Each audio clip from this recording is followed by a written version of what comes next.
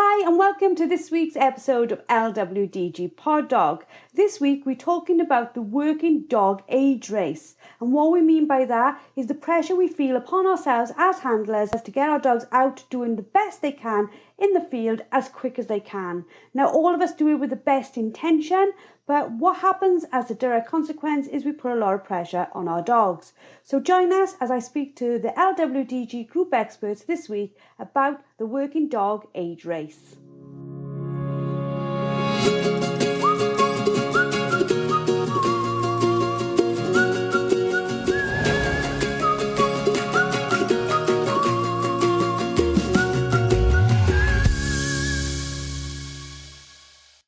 So the whole conversation started from, have the conversation all the time, and we see it in our group all the time. What age should I teach sit? What age should I let them jump a log? What age? But there's also behind that an almost feeling within the gun dog sport that the quicker you can get your dog to do something, the better. And almost a little bit of, my dog was field trial champion by 12 months old. My dog was field trial champion by 6 months old. There's like this forced feeling that if your dog is not perfect across all commands by the time he's a year old, you are absolutely royally doing a bad job with them. And it's putting excess pressure on the handler. And then as a consequence, a direct consequence, putting adverse pressure on the dog, because we are all like pushing, because my dog's got to get out, my dog's got to look good, my dog's got to be the best. And not in I don't think it comes from ego with anyone. I think it comes from, we want to feel like we've done the best by the dog. So we are all pushing, and most of us are pushing at a speed that A, is definitely too much for the dog, but as B, is too much for us as handlers. So first of all, what is the best age to do anything with a pup?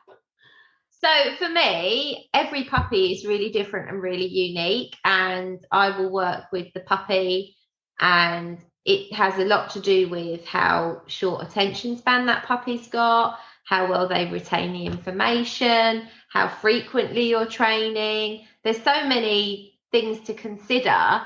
You can't just say, if I had 6 puppies in front of me, they're not all going to be doing the same thing every day for the next 6 weeks, and find in 6 weeks they're all at the same place. One puppy may be more distracted than another.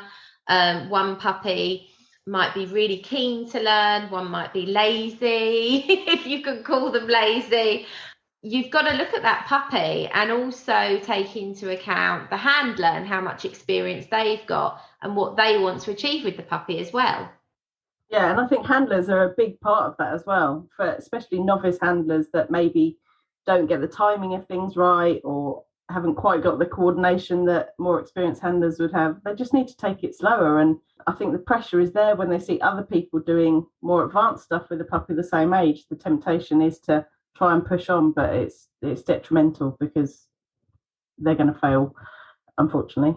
But isn't there a case that across all social media platforms, I find, and again, I suppose it's my inexperience maybe, but I'm very aware of the age of dogs when people put stuff up. It's very hard to not compare your story to someone else's when that's all it seems to be is this is my dog doing perfectly at this age.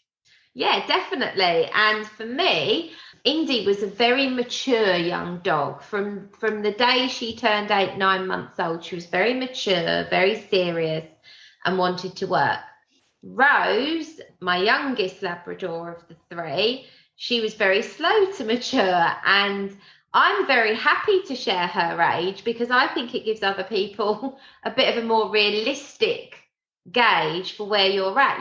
She's 2.5 years old now, and really it's only been for me in the last 6, 7, 8 months that she's matured enough that I feel like we're on the same page. It's not a constant education for her and me having to feel her out every time we start something. What mood is she in? Is she feeling silly? Am I going to have a naughty dog today, or is she going to be on the same page? I feel now at 2.5 years of age, I'm actually getting a bit of consistency, which is quite nice. But I suppose in all of those 2.5 years, had you compared her to Indy, she would have always been behind. Like, you didn't do that, but there is that sort of pressure to consistently push. And it does seem to be within our sport. Like, I think in other sports where dogs compete, it would almost be looked at as a negative thing to be pushing the dog so fast.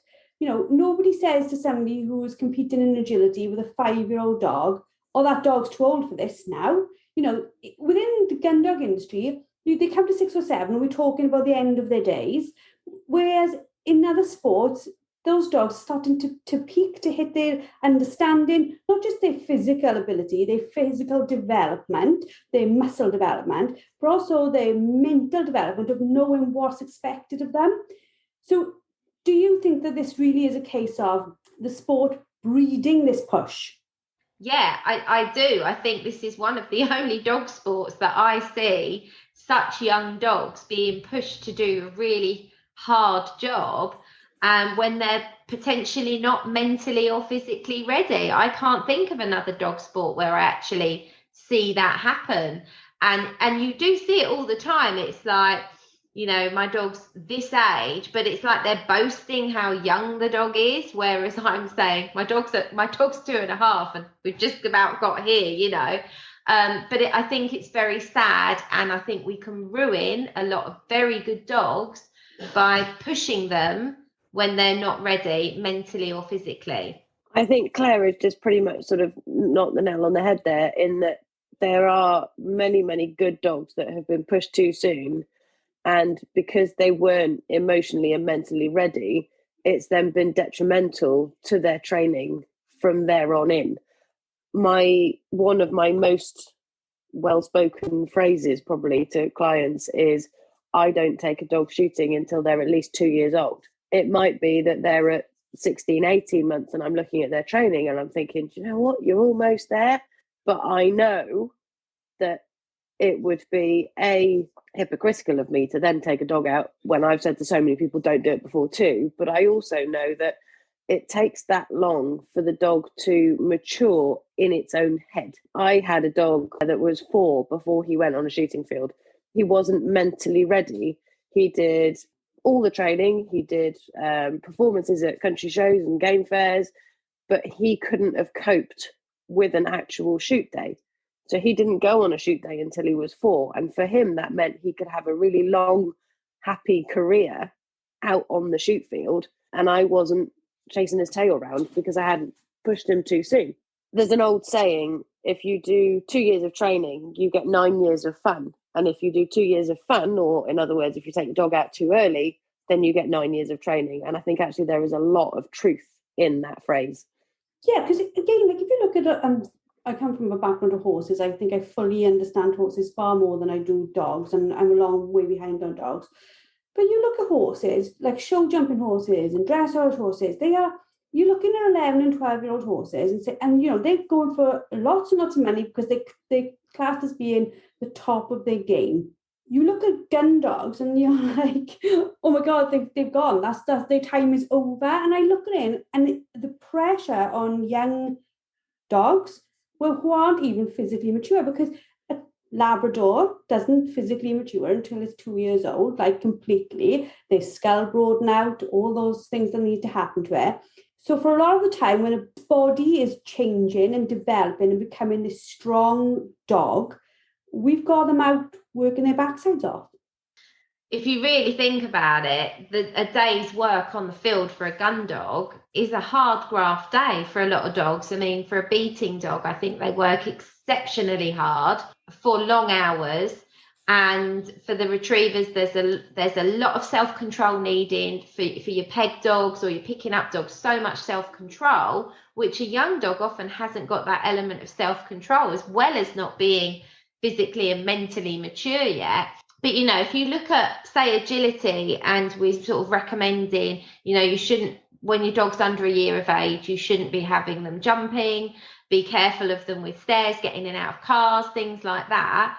Yet then on a shoot day, that dog could be going over ditches and under things and over things.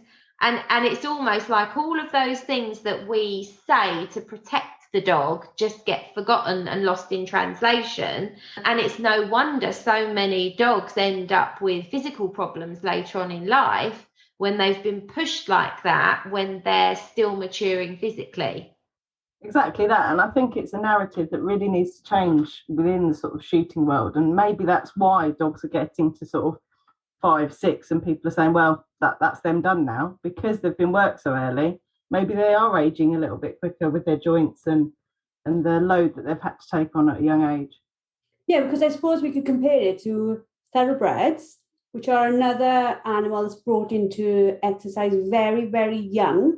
Again, normally by the time they are sort of 5 or 6, they are washed up, they are done. There are very few that will then continue on the journey because a lot of pressure has been put on them mentally and physically at a very young age. Yeah, exactly. And I think we need to try and sort of bear in mind that we are, at the end of the day, their carers, and it's our responsibility to look after them to the best of our ability. If you say to a dog that loves to go out working on a shoot, go and retrieve that bird, it's not likely to turn around and say, do you know what, Mum? I'm sorry, I'm not feeling it today. I'm a bit sore. You're going to say to them, go out on that bird, and they're going to go, yeah, sure. I'm going to do it to the absolute best of my ability. I will do it as fast as I can and get back to you as fast as I can. And I might feel awful after it, but I did it because you asked me to. So to that end, we need to really sort of look at how we care for that dog, and when we draw the line and how much we push it too early and how much we say, actually, you're getting on now, we're just going to ease your work a little bit because I would rather have a happy long life with you than know that I've pushed you too far and I've curtailed your life. I suppose as well, if you're a seasoned handler and you're running a team of a couple of dogs and you've got a young dog and you take it on an estate, just almost in a learn by sit and watch what the other dogs do. Maybe you go out on one retrieve. It's more exposure to an environment.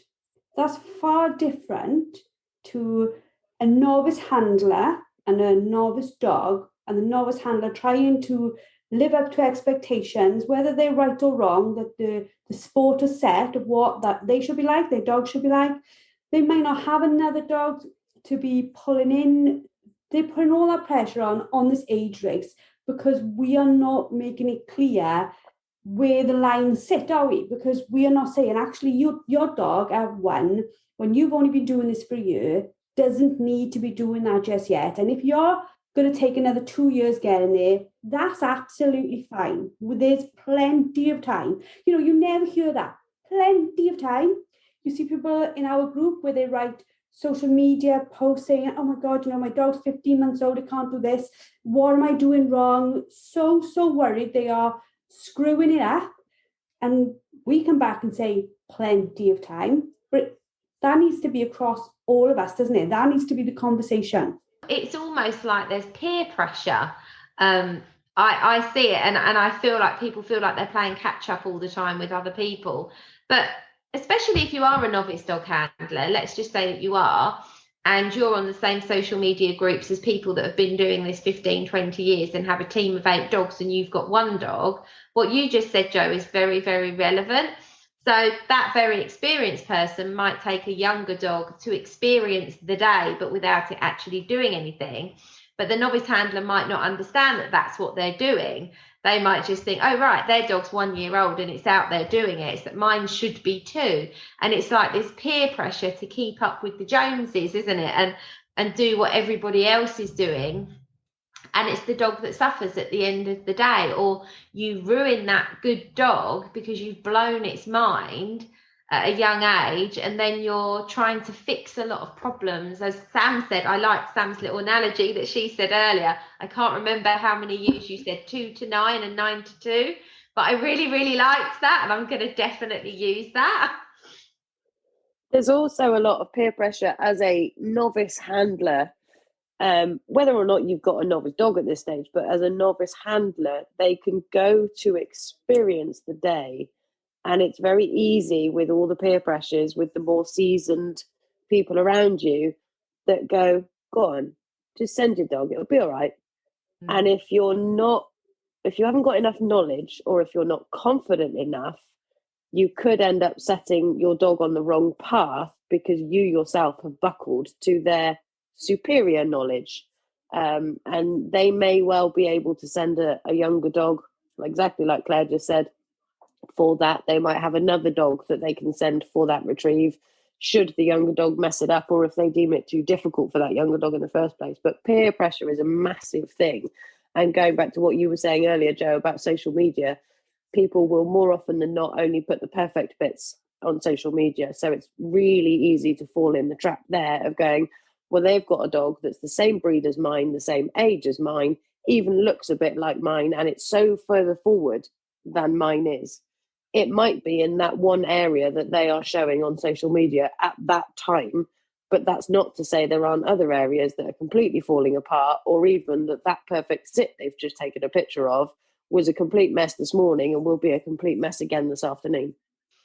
I think we're quite lucky in the gun dog world that there's a lot of new people coming into the sport and taking it up as a hobby, because it's loads of people have got dogs and loads of people have got working dogs now.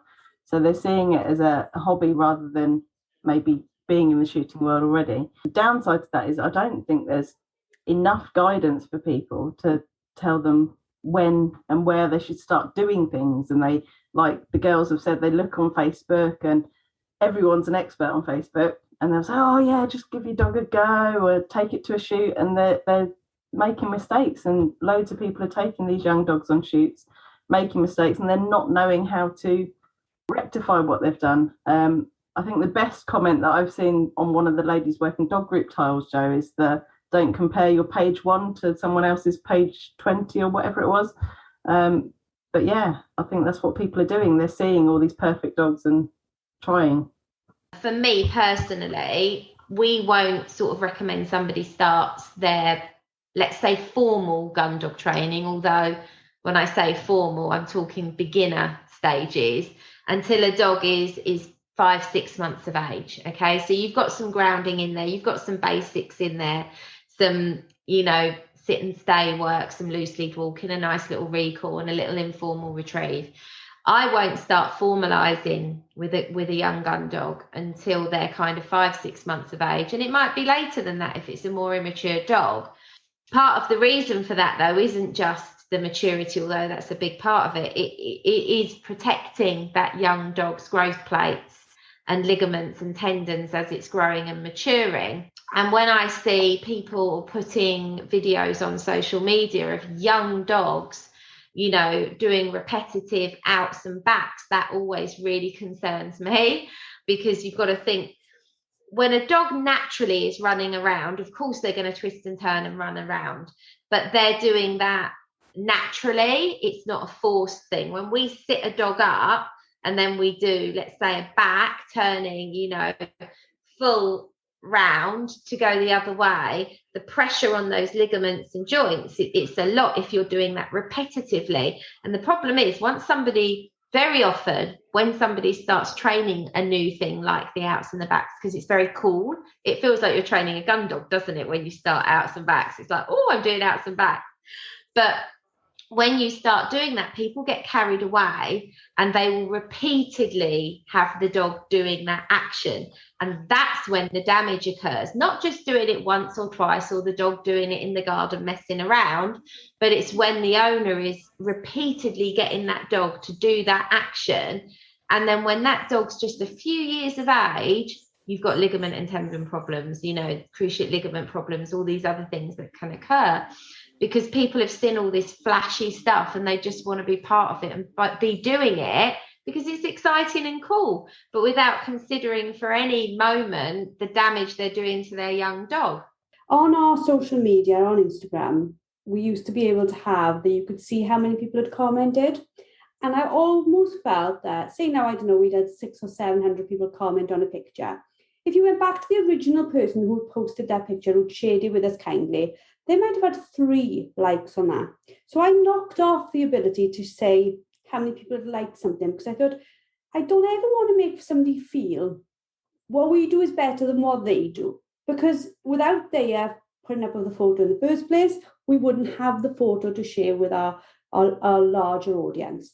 And this is that sort of thing as well, isn't it? When, as a sport, we stop mentioning dogs' ages and say, this is my dog doing a back, we've learned it this week. That's far better than us saying, this is our 8-month-old dog doing this back. Because what we push into other people, or what we promote into other people, then is something different. And I know why we do it, because again, nobody does it out of malice. It's done out of pride, because look how well my dog is doing.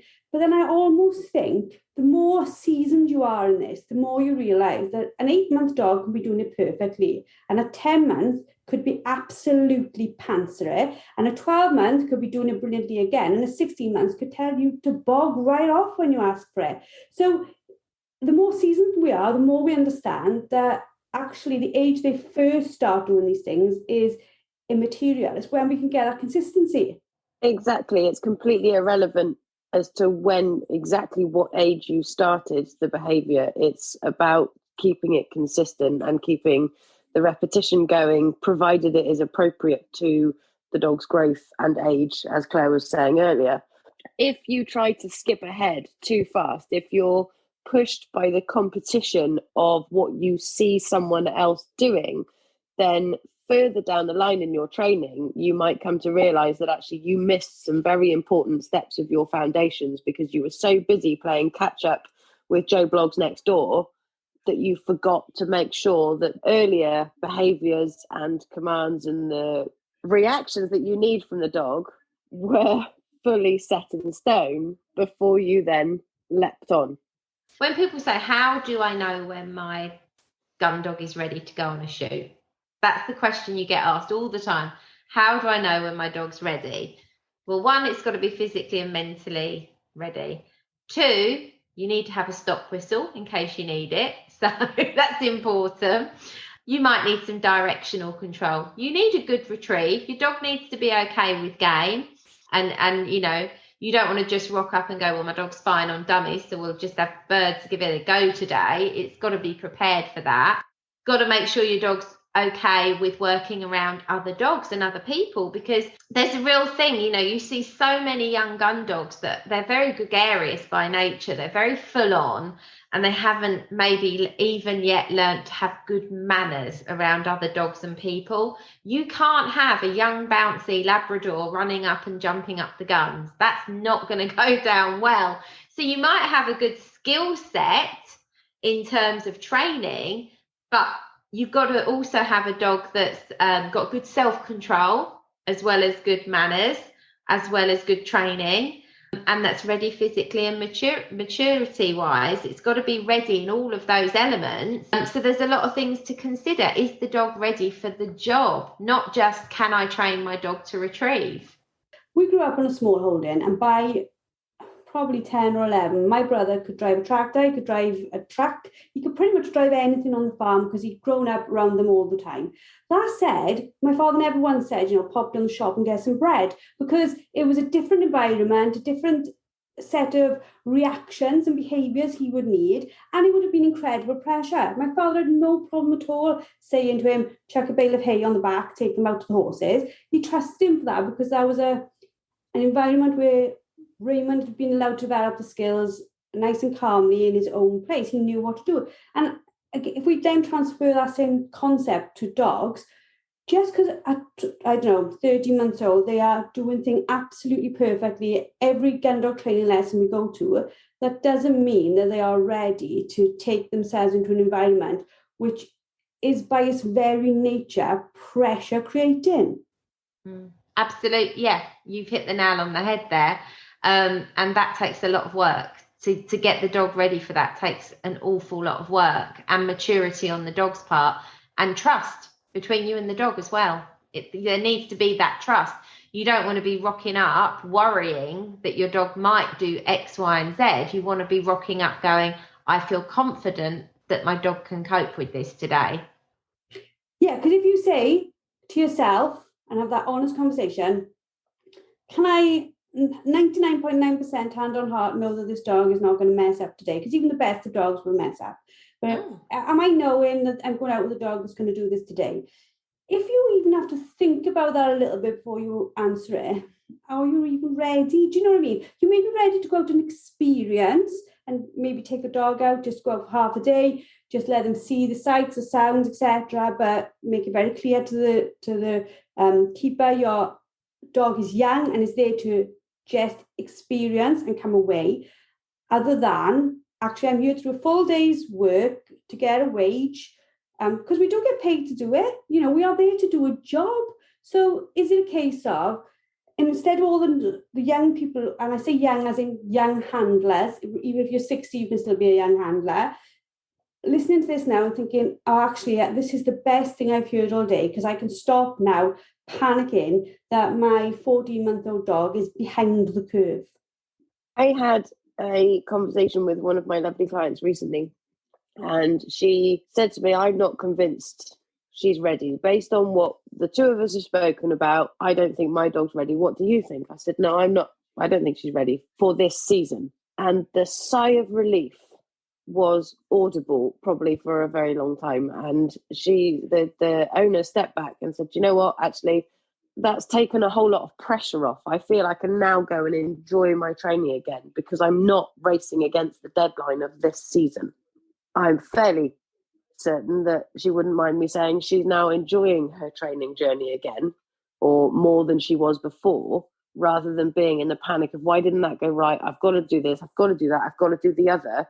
She goes, you know what, I've got until next year. There is no pressure on our heads anymore. We can just take it steady, take a step back and have fun. That dog in a year's time will be a completely different dog and may be so prepared for that season. And because we run in these seasons, I suppose there's a lot of people out on shoots with dogs now who, not they're praying for the end of the season, but they're so worried every time they go out that the dog is going to get it wrong that they can't wait for February to come for them not to be able to take the dog out on a shoot. But then in February, we all go, stress off, pressure off, we can go back to training and it can all be a little bit more fun again. And for those who don't go out on an estate, they're probably listening to this and thinking, well, I never have that pressure anyway, which is fantastic for them. But they still do have this overall pressure of, is my working dog far enough along? Yeah, I think something you said there, Jo, just sparked something for me. Not everybody listening to this potentially is going to work their dog. However, people feel the same pressures even taking their dog for a walk. Like literally, is my dog going to recall when it sees another dog? Is my dog going to run up to that person and jump up them? So it doesn't matter whether you're working your dog or not, or what sort of life you lead with your dog. Training your dog is for life, and whatever it is that you do with your dog, that's what you're training for. And that could just be enjoying nice country walks, but you still need a good recall, and it's still nice to have a hobby with your dog that you can enjoy when you're out on walks. So for me, retrieving is a lovely skill to just implement into a walk with my dog, because it means that me and my dog are actually doing something together. My dog's not off acting like a hooligan while I'm talking to a friend on the phone. We're out enjoying our time together. But, I speak to owners all the time who they don't intend on working their dog, but they want to enjoy their dog, and their fear of their dog doing the wrong thing, or their fear of another owner maybe being unhappy with them, spoils that for them and puts a lot of pressure on them. And building on what you just said there, again, social media, you've got to love it and hate it all at the same time, because without social media we wouldn't have our group, and our group is full of wonderfully happy, lovely people who support each other. But there's also that other sort of thing that if you have bought a working dog as a pet, the pressure is still on you to ensure that dog performs as a working dog. So not only do we have novice handlers who came into this buying a working dog to work the working dog, but we've also got a lot of people who bought a working dog have come in and gone, hello everybody, I've just bought a working dog, and they have no intention of doing anything with it other than it laying on the sofa. And there's this sort of onus on them to make sure the working dog can still do everything that a dog going on an estate would do. And then you get the ones that have bought the working dog and have, as you so nicely put it, actually, they sort of come around the corner and gone, hi, I got a working dog and it appears I need to do something with it. And it's because they've got what they've perceived to be a well-behaved, nicely obedient, well-rounded dog as their family pet to enjoy their country walks with. They just haven't quite known or understood the amount of work that went in to get that well-rounded, nicely obedient working dog. So they've kind of fallen into the gun dog world. They want to learn a little bit about the training, about what we do, about how we do, why we do, and quite often, what age do we do? Because that's one of the natural progression questions that they're going to ask us. Because although they might not have any intention of joining the actual physical working community, they need to know how to keep their dog mentally stimulated, happy, and occupied so that they can then enjoy those country walks. And it is that mental stimulation that a working dog needs, because there's a difference between a show lab and a working lab, and a show cocker and a working cocker. And a friend of mine, she's a lovely lady, she bought a working cocker, and I was like, you need to do something with that dog, or that dog is going to get frustrated very quickly. She sort of took on board what I said, but she sort of didn't. And then she sent me a photo probably 3 weeks later where it had stripped the hallway of wallpaper. And I was like, that dog has to do something. And to be fair, she did then go out and do it. But it is that difference in concept, isn't it? A working dog's mind must be doing a job. It doesn't have to do a physical job, but it has to be out there doing things that makes his mind work. You've hit the nail on the head. And it is this that people it's become very fashionable to buy a working dog. It's become very fashionable to get a working Labrador, a working cocker. And yes, although they don't need to necessarily work the dog, that dog was bred and developed to do something and have a job. And there needs to be an element of teaching that dog some skill sets that will satisfy its innate behaviours, that will bring out the best in that dog. But also that dog also needs to learn self-control and how to settle and to relax and be a pet. Now, that's not an easy task.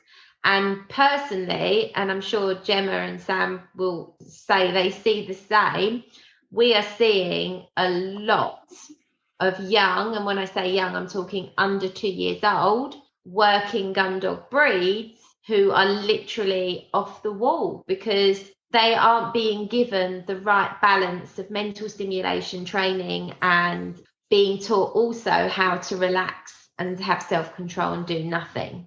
And I suppose that's when the age race goes the other way, in the fact that regardless of social media, people purchasing working dogs thinking I can train this dog to be a pet in 6-7 weeks, they're going to be massively shocked, aren't they? And I think conversely, I went into the whole working cocker thing with my eyes wide open and saying, yes, I'm going to train it as a gun dog. I'm going to do X, Y, and Z. And Red, I always say, was born like 5 years old because he was super serious, even as a puppy. He'd done everything, did everything I asked. And as a result, I made the mistake of probably going on too quick and going, wow, he can do this, he can do this, he can do this. And he was excellent. And then he got to about, I don't know, probably a year and a half old, and he started to go, do you know what? I don't really want to do that anymore.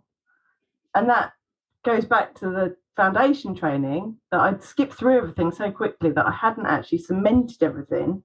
And it's taken me, isn't it, three now, taken me this long to sort of rectify all the mistakes I've made, and it won't be until next year that he starts going out again. So even going into it with my eyes wide open and knowing I had a working breed, you can still make the mistake of going, oh, I got lulled into a false sense of security that my dog was excellent. That's an important thing for people to bear in mind as well.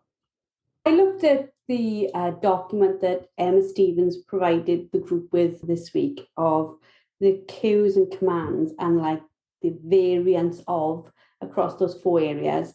And I literally went, oh, wow, you think you've got it, but you haven't got it, Jojo, because there is like literally, even if you think about things like a stop, can you do a stop of a whistle? Can you do stop of a hand? Can you do stop of verbal command? You know, there's 3 different variations of stop. Can you do stop by me? Can you do stop at distance? Can you do stop out to the left? Can you do stop out to the right? You know, it's all those things. And I think, yes, we have to build in layers, and we have to stop thinking, oh my God, I must get it, I've got to speed up, I've got to speed up. You are far better. Slow and steady will absolutely win the race with this, won't it?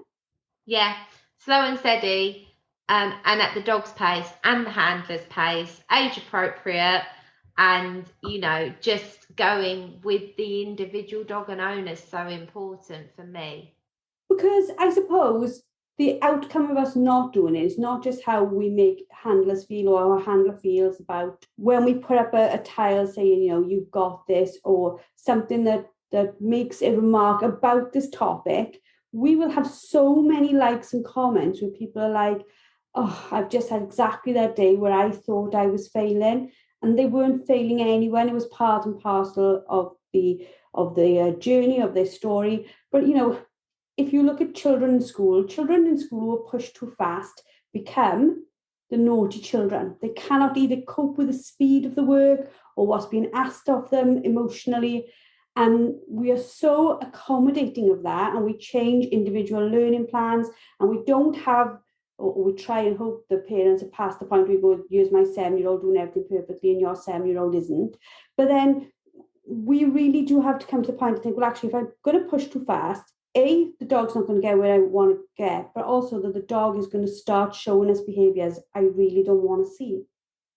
Definitely. You've basically just explained that you can create a behaviour that you don't want if you push too fast, push too far, push too hard, skip through the foundations.